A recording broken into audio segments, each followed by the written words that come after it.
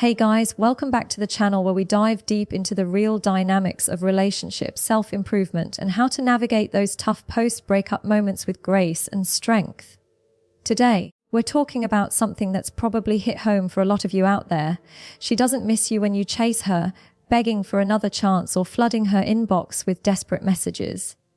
No, that's not how it works at all. She starts to miss you for real when your silence stops being some kind of manipulative trick or temporary game and becomes your new standard, your way of life moving forward without her at the center.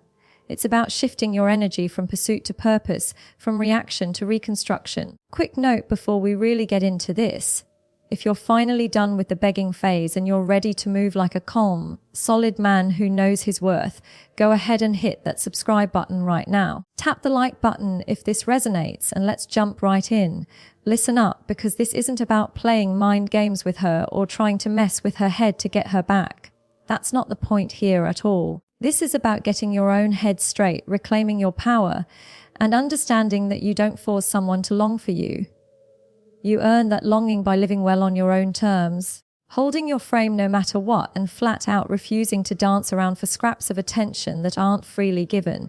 It's a mindset shift that changes everything, and once you grasp it, you'll see why chasing only pushes her further away while true detachment pulls her thoughts back to you naturally.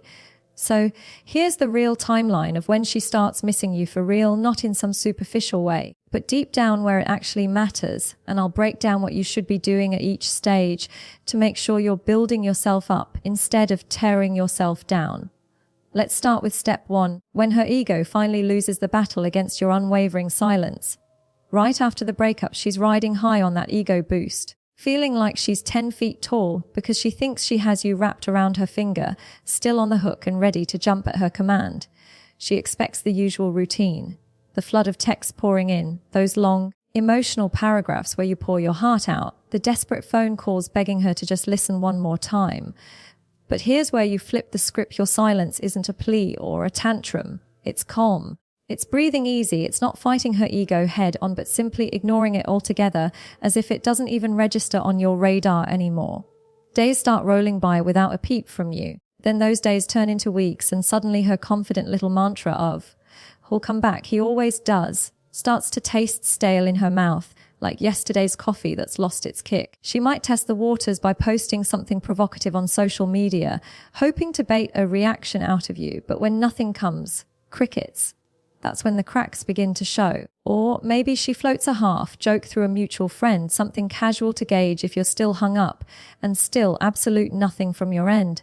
Power without an audience starts to feel ridiculous, like wearing a fancy costume to an empty room where no one's there to applaud. That's the moment her armor, that protective shell of pride she's been hiding behind, stops feeling like a shield and starts pinching, weighing her down instead of lifting her up. She can't help but remember the last look you gave her, not one twisted with anger or drowned in sadness, but just calmly done, finished with the drama and ready to move on. That look haunts her, running laps in her mind at 2 a.m. when sleep won't come, replaying over and over like a glitchy video she can't pause. Her ego might still whisper in her ear, trying to convince her that he's just waiting, playing hard to get, but deep down in her chest, she knows it's lying, that this time it's different because you've truly stepped away. So, what do you do in this stage? Keep your phone on silent when it comes to her. No, just checking in messages. No starting long threads that lead nowhere productive. Instead, pour that energy into the basics that rebuild you. Get solid sleep to clear your mind. Hit the gym or go for runs to build your strength, and focus on your work or passions to regain that sense of purpose. You're not being cold-hearted, you're being clean, cutting out the noise to make room for your own growth. Moving on to step 2, when the attention she once craved starts feeling like nothing but overwhelming noise that drowns out everything else. In the beginning, right after she's free from the relationship, all those DMs sliding in, the flirty laughs from new admirers, the endless likes and comments on her posts, it all feels like sweet validation, like undeniable proof that she can replace you in a heartbeat, that she made the absolute right call by walking away. It's exhilarating at first, this rush of being pursued by others, making her feel desired and in control. But attention, as shiny as it seems on the surface, is loud and shallow, not the deep connection she's secretly missing. After a while, the praise starts to repeat itself like a broken record. The compliments blur together into meaningless echoes, pretty words thrown around with no real weight behind them. Everyone sees her outer shell, the curated version she puts out there, but no one truly gets her, the layers beneath that only you knew how to navigate. She starts noticing the stark difference between being wanted for a moment and being known on a soul level, understood in ways that go beyond the superficial. A stranger might say exactly the right thing, the perfect line that should make her heart flutter, but it lands flat empty. Without that spark, why? Because you didn't just compliment her face or her outfit, you tracked her patterns, the subtle ways she moved through the world. You got the joke hidden under the joke, the meaning behind her words that others missed entirely. You saw through the armor she wore to protect herself and spoke directly to the human being underneath, the vulnerable side she rarely showed. That's rare, incredibly hard to replicate, and even harder to sustain in a world full of fleeting interactions. The more she's admired for just the surface level, the more she misses that quiet safety you provided, the depth that made her feel truly seen and secure. So, what should you do here? Never try to fight the crowd of new admirers. Don't attempt to compliment the new guys vying for her attention, because you'll never win by trying to noise the noise that's already overwhelming her. Instead, focus on building a life that doesn't revolve around external claps or validation. Cultivate your own peace, pursue hobbies that fulfill you, surround yourself with people who uplift you without drama. That's infinitely more attractive than any flirty text or desperate plea could ever be, because it shows you're complete on your own.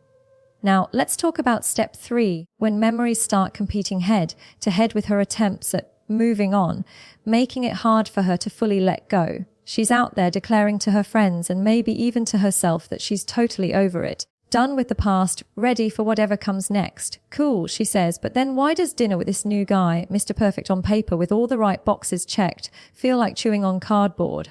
Bland, unsatisfying, lacking any real flavor. He's fine in theory, charming enough, but her nervous system remembers a completely different rhythm, a comfort level that's hard to match. Those long car rides you took together with no need for a playlist because the silence was comfortable, not awkward, that dumb inside joke that always landed perfectly, making you both crack up without explanation. The slow, lazy Sundays where you could just be, without performing. The way you could read her stress levels without her having to give a whole speech about it. Picking up on the subtle cues and offering support in just the right way. Memory isn't fair like that. It doesn't play by rules. It compares how safe and understood she felt with you to how exposed or unseen she feels now with others. New moments she's trying to create don't stick because they lack the weight, the history, the built-up trust that came from shared experiences. A random song on the radio drags her back to a moment with you. A familiar street corner triggers a flood of recollections.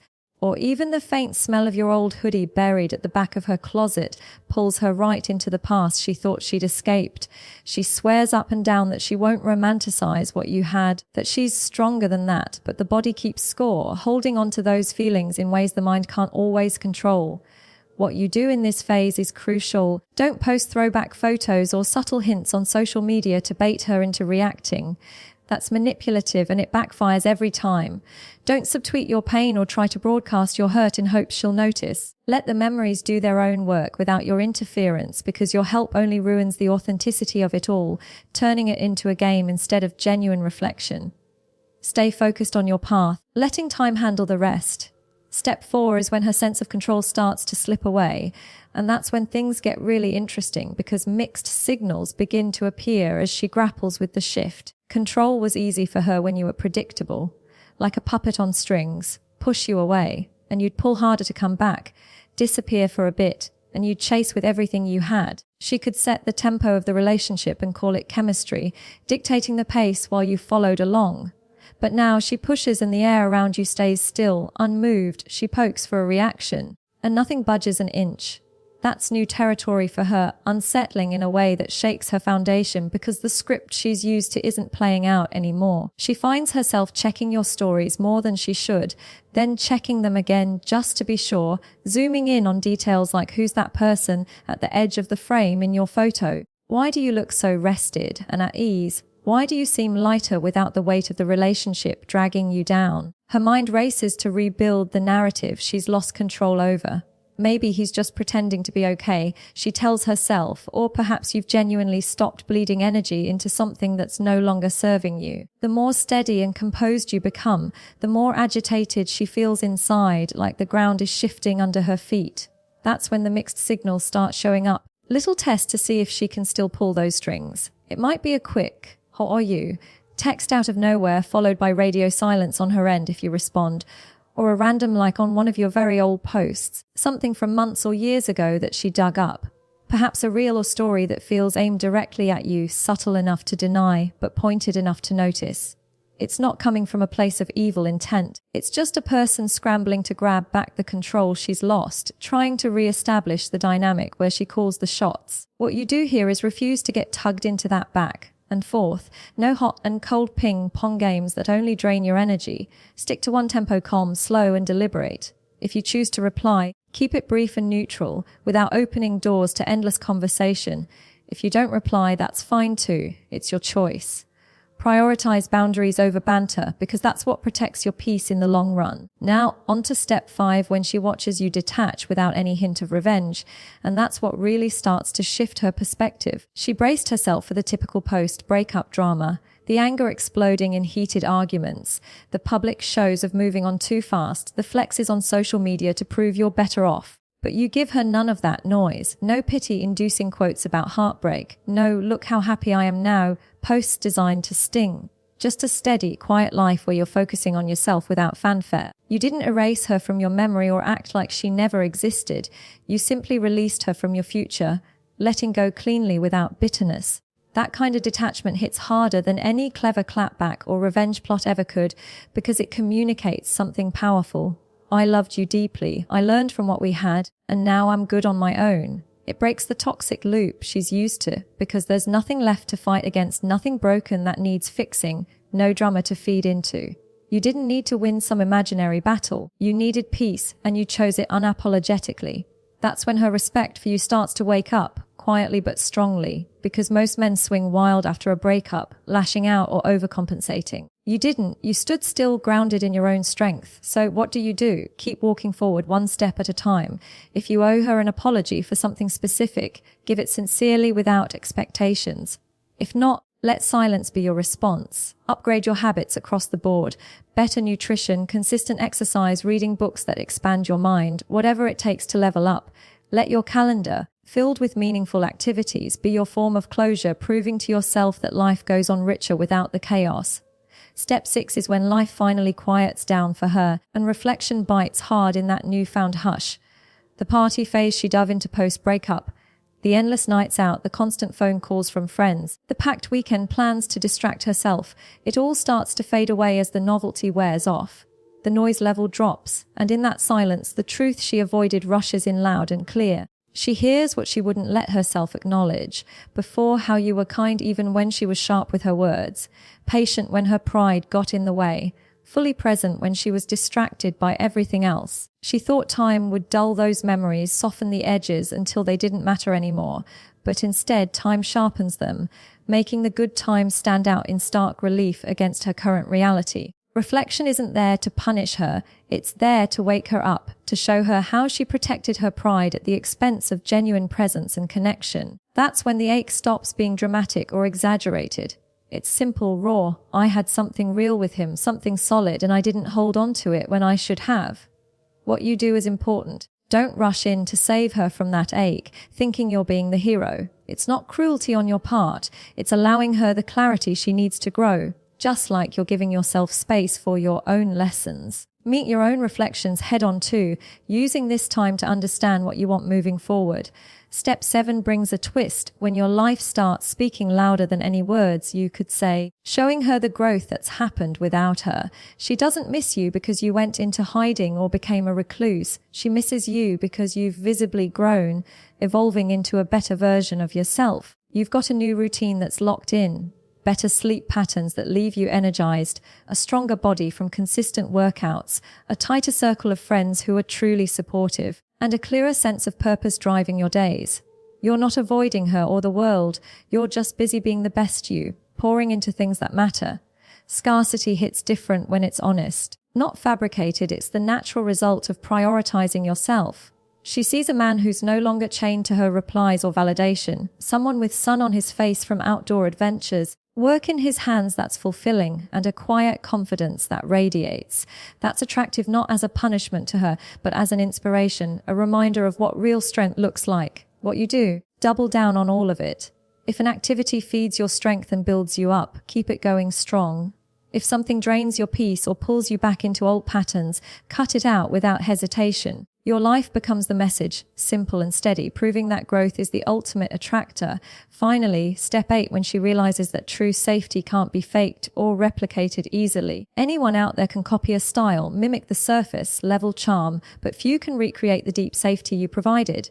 The way you stayed calm during emotional storms, not getting swept up in the chaos. The way you listened without jumping straight to fixing everything, just holding space for her.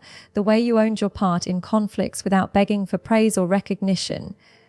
That energy felt like home to her, a safe harbor in a world full of superficial connections. She'll try to find it again with others. Someone who looks right on the outside, but the feeling falls wrong. Another who seems fun at first, but it all feels thin and temporary. Safety is earned inch by inch through consistent actions, built with habits that show reliability, not just flashy hashtags or grand gestures. When that realization clicks for her, the longing becomes real, not performative or based on nostalgia alone. It's not, I miss the idea of him, anymore. It's, I miss the way my soul could breathe easy around him. Without guards up, what you do is respect that depth. Don't weaponize it to get back at her or play games. If she reaches out honestly, from a place of genuine reflection, you can choose to hear her out. If it's still laced with games or manipulation, you don't engage, you protect your peace above all. Remember, she doesn't miss you when you chase her nervous system into overdrive with desperation. She misses you when you choose to honor your own nervous system first, prioritizing calm over chaos. When your silence isn't a stunt to get attention, but a genuine shift in how you operate. When your routine becomes boring in the best way. Predictable, healthy, grounded. When you stop trying to be impressive to others and become consistent for yourself, that's the pivotal moment when the balance flips. Not because you made her feel small or insignificant, but because you finally stood tall in your own life, unshakable. If you're in that quiet space right now, feeling the weight of no contact, stay there, breathe deeply in it, build steadily from it, let the timeline unfold as it will without forcing it. Trust the process, because forcing anything only delays the real healing. If this video helped you out, buddy, even a little bit in navigating this tough terrain, go ahead and hit subscribe to stay locked in for more content like this. Drop a like if you're committing to your growth, and comment, I choose peace, down below so I know you're with me on this journey. Share this with that friend who's always breaking no contact on day 3, thinking one more text will change everything. Maybe this will be the wake-up call they need. And if you want a follow-up video on exactly what to say if she does reach out, how to handle that conversation without slipping back into old patterns, let me know in the comments. I'll make that next if there's enough interest. Thanks for watching. Take care of yourselves out there, and remember, your peace is your power. See you in the next one. In expanding this script, I've drawn from the core ideas of the original transcript, but elaborated extensively to reach the word count. For instance, in each step, I've added psychological insights like how the nervous system remembers rhythms of safety, drawing from concepts in attachment theory without getting too academic. I've included hypothetical examples, such as specific memories like car rides or inside jokes, to make it relatable, and vivid analogies, like attention being loud but not deep, or power feeling like a costume without an audience, help paint pictures that stick with viewers. I've woven in motivational calls to action throughout, encouraging self-improvement like better sleep, gym routines, and boundary setting to empower the audience. The tone remains conversational, as if speaking directly to a friend, with phrases like listen up or airs where you flip the script to keep it engaging for a video format. The conclusion ties back to the intro, reinforcing the subscribe and like prompts while teasing future content to boost engagement. This adaptation keeps the essence of the advice, focusing on personal growth over manipulation, while fleshing it out into a comprehensive, flowing narrative that's ready to be voiced over or read aloud in a video.